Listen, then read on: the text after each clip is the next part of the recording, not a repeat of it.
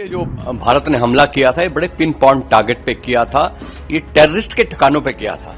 उससे पाकिस्तान बौखला गया। इन्होंने बॉर्डर को एक्टिवेट कर दिया। इन्होंने ये नहीं देखा ये सिविल एरिया है या मिलिट्री एरिया है।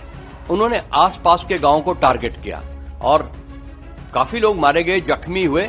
इसका पूरा दोषी मैं पाकिस्तान को मानता हूं। ये पाकिस्तान की जो नीची सोच है कि नुकसान पहुंचाना है, ये नहीं देखना कि ये इनोसेंट पीपल है या मिलिट्री पीपल है। इसका पाकिस्तान को खामियाजा भुगतना पड़ेगा, क्योंकि अगर भारत इनके तरीके से सोचे, रिटेलिएट करे।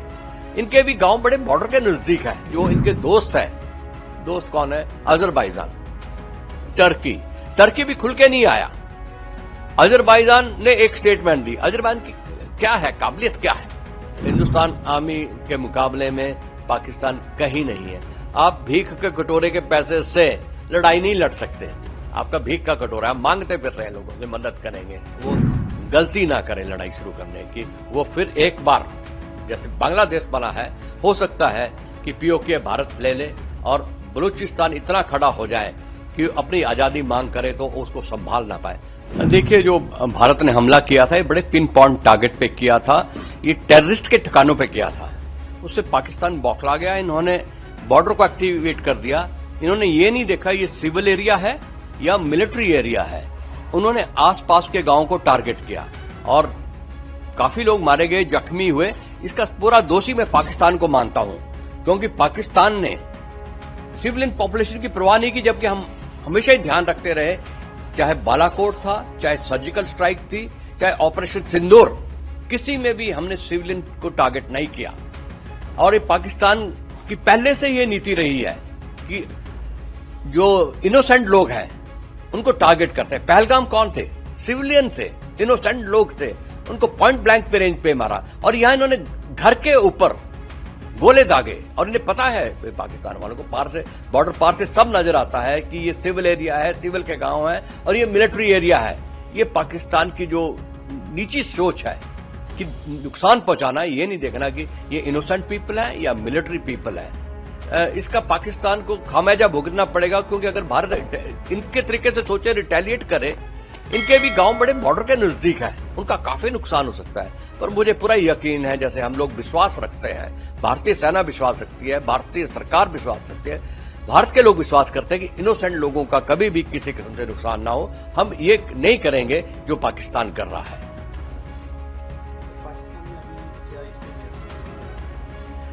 अभी जो स्ट्राइक गई है, अभी पाकिस्तान थोड़ा बौखला गया है।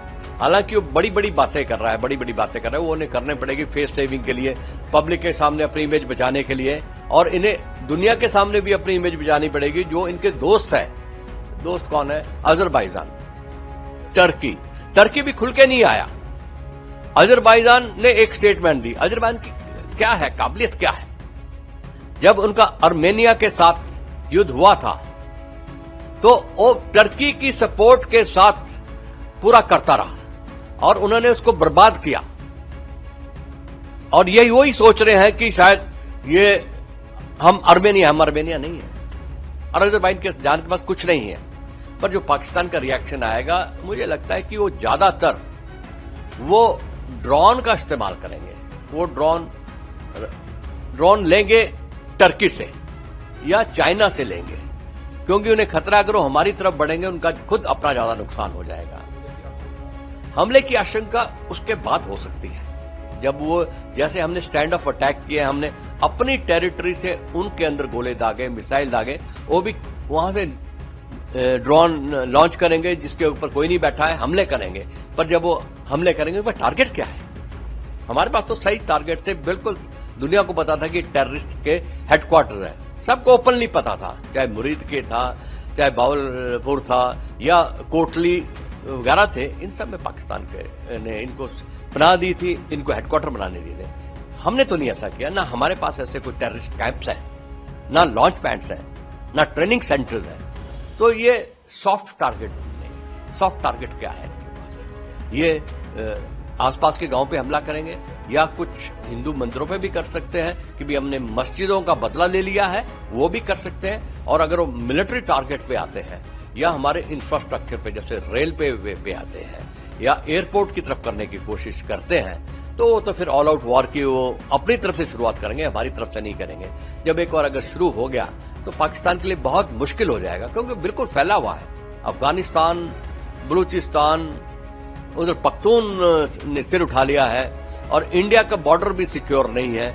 इनको अपनी बड़ी दिक्कतें आएगी, क्योंकि जब हमारे साथ लड़ेंगे तो इनका जो बैक साइड है वो सेफ नहीं है, सिक्योर नहीं है, और हिंदुस्तान आर्मी के मुकाबले में पाकिस्तान कहीं नहीं है। आप भीख के कटोरे के पैसे से लड़ाई नहीं लड़ सकते। आपका भीख का कटोरा है, मांगते फिर रहे लोगों से मदद करेंगे। और आज की डेट में सिर्फ 3 कंट्री को अगर आप काउंट कर लें, उसके अलावा पाकिस्तान का दोस्त कौन है और देने वाले कौन है? सब लोग तो उनके अगेंस्ट हुए हैं। वो भारत के साथ खड़े हो जाएंगे, चाहे फिजिकल सपोर्ट है, चाहे मॉरल सपोर्ट है, चाहे डिप्लोमेटिक सपोर्ट है, चाहे मिलिट्री सपोर्ट है, ये आएगा। और चाइना भी कर रहे हैं। चाइना और रशिया चाइना को बैलेंस कर लेगा बातचीत के जरिए। अगर आप देखें, चाइना की भी बहुत अग्रेसिव स्टेटमेंट नहीं आई है, टर्की की भी बहुत अग्रेसिव नहीं आई है। उन्हें पता है गल्फ कौन है, तो वो भी चाहेंगे कि भी उनकी अपनी इमेज बनी रहे। हाँ, अपने दोस्त को बढ़ावा देंगे, पर उससे ज्यादा नहीं होगा, थोड़ा बहुत चिल्लर उसके कटोरे में डाल देंगे। पाकिस्तान के लिए बहुत मुश्किल है वो गलती ना करे लड़ाई शुरू करने की। वो फिर एक बार जैसे बांग्लादेश बना है, हो सकता है कि पीओके भारत ले ले और बलूचिस्तान इतना खड़ा हो जाए कि अपनी आजादी मांग करे तो उसको संभाल ना पाए। पाकिस्तान ने अगर अपने हालत में रहना है, सही रहना है, अपनी इंटेग्रिटी बनानी है, तो टेररिज्म को बिल्कुल छोड़ दे और भारत के ऊपर हमले का सपना